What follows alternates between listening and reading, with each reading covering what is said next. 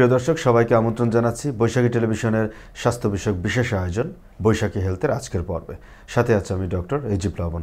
দর্শক, আজকে আমরা আলোচনা করব পিত্তথলির পাথর কেন হয়, পিত্তথলির পাথর কিভাবে হয় এবং এর সর্বাধুনিক যে চিকিৎসা পদ্ধতি বর্তমানে বাংলাদেশে হচ্ছে সে বিষয়টা নিয়ে। এ বিষয়ে আলোচনার জন্য আমাদের মাঝে উপস্থিত আছেন অত্যন্ত অভিজ্ঞ একজন সার্জন। সাথে আছেন ডাক্তার মোহাম্মদ আবুল কালাম আজাদ, সার্জারি বিশেষজ্ঞ, সার্জারি বিভাগ, বাংলাদেশ মেডিকেল বিশ্ববিদ্যালয়, সাবেক পিজি হসপিটাল, এবং তিনি এমডি এবং কনসালটেন্ট হিসাবে আছেন প্লাটিনাম হসপিটাল, পান্থপথ, ঢাকা। দর্শক, চলে যাচ্ছে মূল আলোচনায়। স্যার, আপনাকে স্বাগত আজকের পর্বে। ধন্যবাদ আপনাকে। স্যার, আজকে আমরা আলোচনা করব পিত্তথলির পাথর কি এবং এর আধুনিক চিকিৎসা নিয়ে। প্রথমে একটু আসতে চাই, এই যে পিত্তথলির পাথর, সবাই আসলে জানতে চায় এই পাথরটা কিভাবে হয়, কোথায় হয়, এই পাথরটা কেন হচ্ছে, এই বিষয়টা আপনার কাছে একটু জানতে চাই। ধন্যবাদ আপনাকে।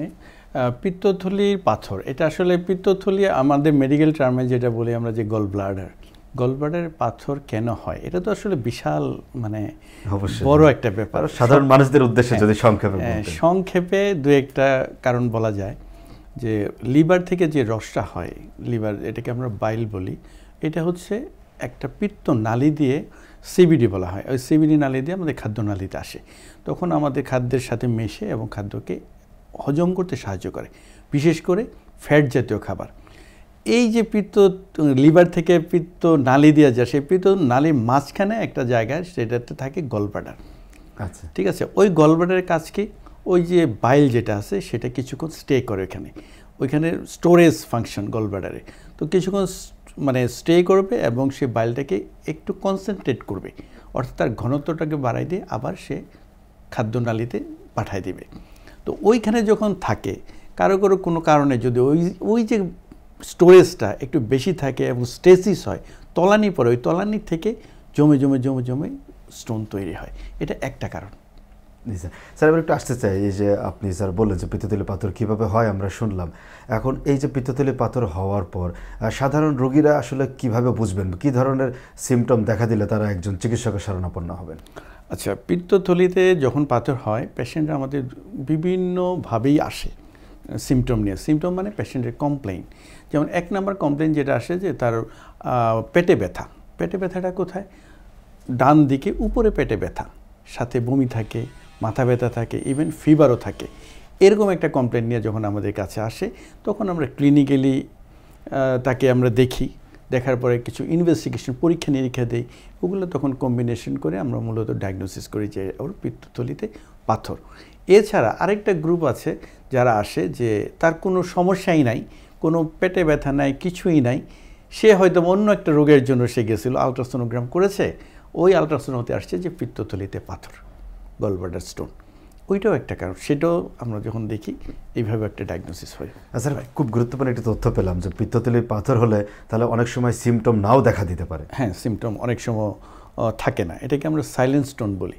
আচ্ছা, একটু আসতে চাই যে অনেকে এই যে পিত্তথলির পাথর হয়েছে, সে দীর্ঘদিন ধরে অ্যাসিডিটির, গ্যাস্ট্রাইটিসের ওষুধ খেয়ে চলেছেন, বুঝতে পারেন নাই, এই সিমটমগুলো কাছাকাছি কিনা বা আসলে পার্থক্য করবে কিভাবে দর্শকরা? না, সিমটমগুলো কাছাকাছি, কারণ দীর্ঘ সময় যে সবসময় যে পেটে ব্যথাই থাকে তা না, অ্যাবডোমিনাল ডিসকমফোর্ট থাকে।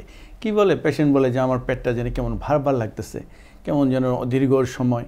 তখন যখন আমরা আসার পরে যখন আমরা আলট্রাসোনোগ্রাম করি, তখনই ধরা পড়ে। স্যার, এই যে পিত্তথলির পাথর, এই সিমটমগুলোর জন্য রোগীরা আপনার কাছে আসেন, সাধারণত এই ডায়াগনোসিসের জন্য কী ধরনের পরীক্ষা নিরীক্ষা আপনারা দিয়ে থাকেন? এখানে ফার্স্ট ইনভেস্টিগেশন যেটা আসে, প্রথম হচ্ছে ক্লিনিক্যালি এক্সামিনেশন করে কিছু পরীক্ষা আছে যেটা ক্লিনিক্যালি বোঝা যায়। অনেক সময় অ্যাকিউট কোলিসিস্টাইটিস অর্থাৎ পেইন যদি থাকে, আমরা তখন ক্লিনিক্যালি বুঝতে পারি। এছাড়া প্রথম ফার্স্ট লাইন ইনভেস্টিগেশন আমি মনে করি যে ultrasonogram of the whole abdomen, and then আমরা ব্লাডের কিছু পরীক্ষা দিই।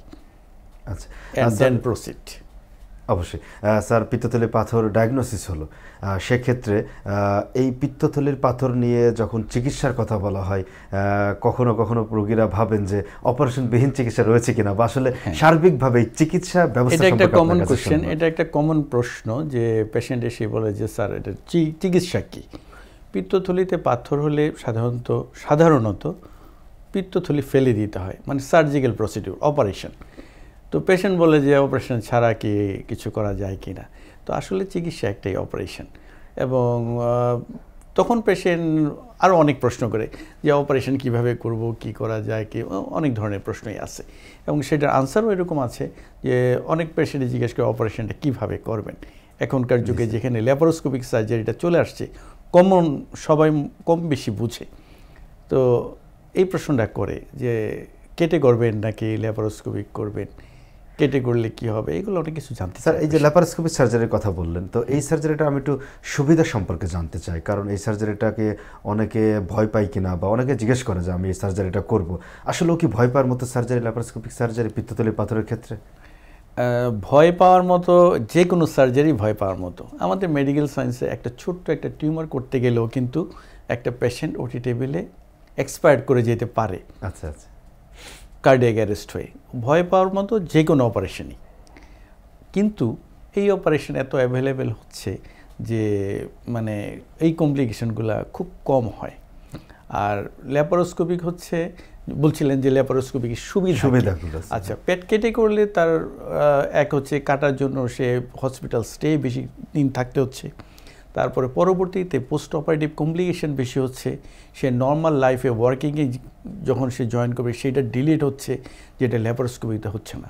ল্যাপারোস্কোপিতে সে খুব আর্লি রিকভারি হবে, পেইন কম হবে, পোস্ট অপারেটিভ কমপ্লিকেশন কম হবে এবং সে খুব অল্প দিনে সে কাজে জয়েন করতে পারবে। জি স্যার। স্যার, আপনি বলছিলেন যে পিত্তথলিটাই এই অপারেশনের মাধ্যমে কেটে ফেলা হয়, তো এই যে পিত্তথলি কেটে ফেলা হলো, তো রোগীরা তো প্রশ্ন করে বা রোগীরা হয়তো অনেক সময় একটু ভীতও হয় যে পিত্তথলি কেটে ফেলার পর তার কোনো প্রবলেম হবে কিনা, এই প্রসঙ্গটা একটু পরিষ্কার হতে চাই। এটা অনেক পেশেন্টই বলে যে আমার তো পিত্তথলি ফেলে দিবেন, তাহলে আমার কি হবে। তো আমি আজকে শুরুতেই বলেছিলাম যে পিত্তথলি কাজটা কী, সেটা হচ্ছে যে লিভারের রস কিছুক্ষণ এখানে স্টোরেজ থাকে আবার চলে যায়, তো যার জন্য ওই স্টোরেজটা শুধু হবে না, এর জন্য তেমন কোনো সমস্যা হয় না। অর্থাৎ স্যার, তাহলে পিত্তথলিটা যদি কেটে ফেলা হয় সাধারণত রোগীদের দুশ্চিন্তার কোনো কারণ এখানে নাই। দুশ্চিন্তার তেমন কোনো কারণ নেই। স্যার, পিত্তথলি কেটে ফেলার পর পাথর অন্য কোথাও কি হতে পারে? আচ্ছা, পিত্তথলি তো হওয়ার কোনো সুযোগই নেই। আপনার মাথা ব্যথা, মাথায় কেটে দিলাম, পিত্তথলির অপারেশন তো সেরকম। তো পিত্তথলি যেখানে নেই, পিত্তথলিতে পাথর হওয়ার কোনো সুযোগই নেই। তবে হ্যাঁ, পিত্তথলিতে হবে না, কিন্তু পিত্তনালীতে হইতে পারে, লিভারে হইতে পারে, হ্যাঁ, ওগুলোর সাইন সিমটম অনেকটা কাছাকাছি। স্যার, যদি একটা পেশেন্ট অনেক সময় চিন্তা করে যে আমি পিত্তথলি পাথর অপারেশন করলাম না, বা রোগীরা অনেক সময় ডিলে করে, তো এই ডিলে করার কারণে কোনো জটিলতা হতে পারে কিনা ভবিষ্যতে? হ্যাঁ, অবশ্যই হতে পারে। যেমন পিত্তথলির পাথর যদি অপারেশন, পিত্তথলিতে স্টোন হয়েছে মানে গলব্লাডার স্টোন, আমি অপারেশনে গেলাম না, তাহলে কি হবে, যেটা অ্যাকিউট অ্যাটাক, যেটা ইনফ্লামেশন, স্টোন তো আছে, কিছুদিন পর পর তার ইনফ্লামেশন হবে, মানে ইনফেকশন হবে, ব্যথা হবে, তারপরে জ্বর হবে, এরকম বমিটিং, ওই সাইন সিমটমগুলো কিছুদিন পরপরই হবে। এছাড়া এই গলস্টোন প্যানক্রিয়াটাইটিস বলে একটা টার্ম আছে, যেটা এই গলস্টোনের জন্য প্যানক্রিয়াস ইনফ্লামেশন হবে। প্যানক্রিয়াসে যদি ইনফেকশন হয় সেটা কিন্তু অনেক ভয়াবহ, অনেক সময় অ্যাকিউট প্যানক্রিয়াটাইটিস আইসিইউ পর্যন্ত পেশেন্ট যেতে হয়, ইভেন ডেথ পর্যন্ত হইতে পারে। এছাড়া গলস্টোন, এই গলব্লাডার স্টোন পিত্তনালীতে চলে যেতে পারে, গিয়ে খাদ্যনালীতে অবস্ট্রাকশন পর্যন্ত করতে পারে। কখনো কখনো গলব্লাডার ছিদ্র করে একটা জায়গায় যখন স্টোন থাকে তখন সেখানে বারবার ঘষা খায়, ইরোশন হয়ে গলব্লাডার ফুটো করে খাদ্যনালীর সাথে একটা ফিস্চুলা তৈরি করে ফেলতে পারে। এরকম অনেক কমপ্লিকেশন হতে পারে।